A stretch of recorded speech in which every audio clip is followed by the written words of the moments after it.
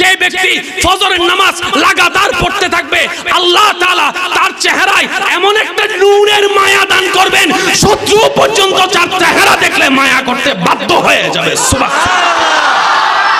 এবার আসেন, আপনারা কষ্ট হচ্ছে মনে হয় না? আমাদের এলাকায় কিছু মুরব্বী আছে, চেহারা দেখলে মায়া লাগে, শ্রদ্ধা লাগে, দাড়িগুলো সাদা সাদা, চেহারাটা দেখলে মনে হয় মা নূর জরি জরি ভরা। যাদের থেকে সুন্দর হতে ইচ্ছা হয়, আমার একটা অনুরোধ, আল্লাহকে খুশি করার জন্য প্রত্যেকদিন ফজরের নামাজটা কন্টিনিউ করেন।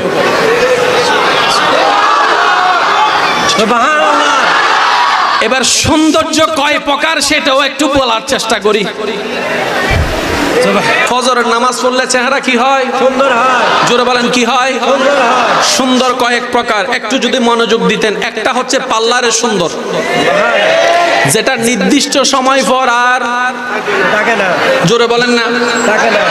একটা হচ্ছে আপনার ক্রিমের সৌন্দর্য, নির্দিষ্ট সময় পর আর থাকে না। যত প্রকার কেমিক্যাল সুন্দর আছে, আমি শ্রদ্ধার সাথে বলছি, কেউ রাগ করবেন না, যত প্রকার কেমিক্যাল সুন্দর আছে ধুয়ে ফেললে চলে যায়, ধুয়ে ফেললে কমে যায়। একমাত্র একটা সৌন্দর্য আছে, ওযুর সৌন্দর্য, যত ধুইতে থাকবেন তত বাড়তেই থাকবে। সুবহানাল্লাহ। এবার আসেন, আমাদের এখানে পশম আছে না নাই? আছে। পশমের গোড়া আছে না নাই? আছে। এই পশম স্বাভাবিক চোখ দিয়ে দেখা যায়। চেহারার মধ্যে কিছু পশম আছে, দাড়ি যেমন দেখা যায় পশমগুলা দেখা যায় না, কিন্তু পশম প্রত্যেক জনের আছে। আইফোন দিয়ে একটা চেহারার ছবি তুলবেন, জুম করে দেখবেন, দেখবেন ছোট্ট ছোট্ট ছোট্ট ছোট্ট ছোট্ট কণা কণা পশম আছে। ওই পশমের কণার মধ্যে ছিদ্র আছে। ওযু যখন করে, বিজ্ঞান প্রমাণ করে, বান্দা যখন পানি দেয় H2O, ওই পানিটা যখন ওযু করার জন্য চেহারায় দেয়, বিজ্ঞানের দৃষ্টিতে কোষে কোষে পানি চলে যায়, কোষে কোষে পানি চলে যায়।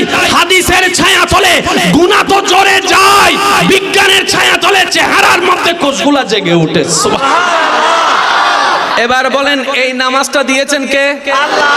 জেনে শুনে বুঝেই তো দিয়েছেন। ঠিক। ফাগসিলু উজুহাকুম বলে নামাজের আগে ওযু বানানোর নির্দেশ দিয়েছেন কে? আল্লাহ। বুঝে শুনেই তো দিয়েছেন।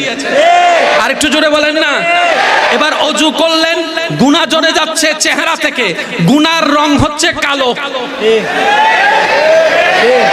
নেকির রং হচ্ছে সাদা। এবার গুনাহ যতগুলা চেহারায় লাগলো, ওযু করার কারণে গুনাহ জড়ে যাচ্ছে, আল্লাহর